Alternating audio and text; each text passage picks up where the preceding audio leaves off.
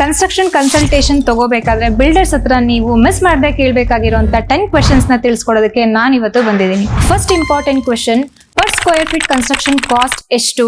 So ಈ construction cost ಅಲ್ಲಿ ಏನೇನು ಇನ್ಕ್ಲೂಡ್ ಆಗಿದೆ? For example structures, finishers, fittings, interiors, so ಇದೆಲ್ಲ ಇನ್ಕ್ಲೂಡ್ ಆಗಿರುತ್ತಾ ವಿಚಾರಿಸಿ. ಸೆಕೆಂಡ್ ಕ್ವೆಶನ್, ಯಾವ ಮೆಟೀರಿಯಲ್ ಅಂಡ್ ಆ ಮೆಟೀರಿಯಲ್ ಬ್ರ್ಯಾಂಡ್ ನ ನೀವು ತಿಳ್ಕೊಬೇಕಾಗುತ್ತೆ. ಮೆಟೀರಿಯಲ್ಸ್ ಅಂತ ಅಂದ್ರೆ cement, steel, tiles, doors, so ಇದೆಲ್ಲ ನೀವು ಬ್ರ್ಯಾಂಡ್ ತಿಳ್ಕೊಬೇಕಾಗತ್ತೆ.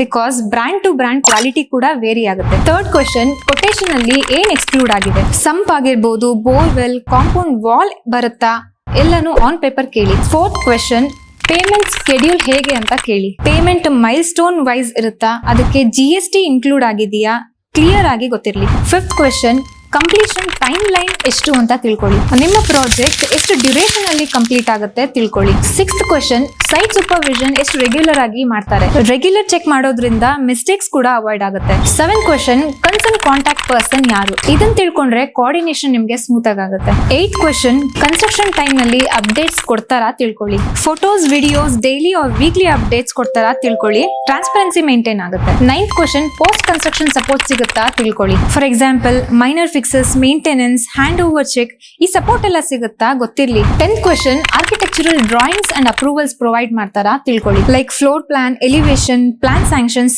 ಇದೆಲ್ಲ ತಿಳ್ಕೊಬೇಕಾಗುತ್ತೆ. ನಮ್ಮ ಮೇಕ್ ಮೈ ಶೆಲ್ಟರ್ಸ್ ಅಲ್ಲಿ ನೀವು ಕೇಳೋದಕ್ಕಿಂತ ಮುಂಚೆನೆ ಈ ಕ್ವೆಶನ್ಸ್ ಗೆಲ್ಲ ನಾವು ಆನ್ಸರ್ ಮಾಡ್ತೀವಿ ಅಂತ ಹೇಳ್ತಾ, ತಡ ಮಾಡದೆ ಸ್ಕ್ರೀನ್ ಮೇಲೆ ಡಿಸ್ಪ್ಲೇ ಆಗ್ತಿರೋ ನಂಬರ್ಗೆ ಕಾಂಟ್ಯಾಕ್ಟ್ ಮಾಡಿ ನಿಮ್ಮ ಕನ್ಸ್ಟ್ರಕ್ಷನ್ ಕನ್ಸಲ್ಟೇಷನ್ ನ ಪಡ್ಕೊಳ್ಳಿ ಅಂತ ಹೇಳ್ತಾ ಈ ವಿಡಿಯೋನ ಮುಗಿಸ್ತಾ ಇದ್ದೀನಿ. ಧನ್ಯವಾದಗಳು.